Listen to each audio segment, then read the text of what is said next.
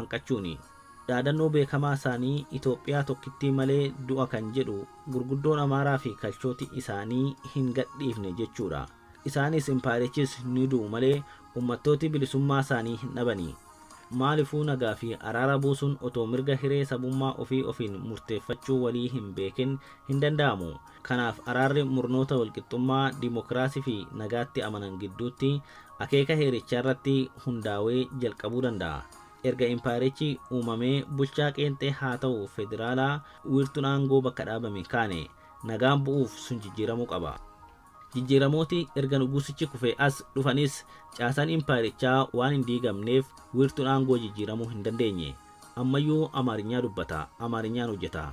Abuut qabsoo Oromoo hankaaksuu fi ABO'tti gufuu ta'uuf boojuu irraa jaarmiyaa OPDO jedhamu ijaare. Jaarmaan sun hanga yoonaa sochii walabummaaf gamboo yookiin kaansarii guboo ta'ee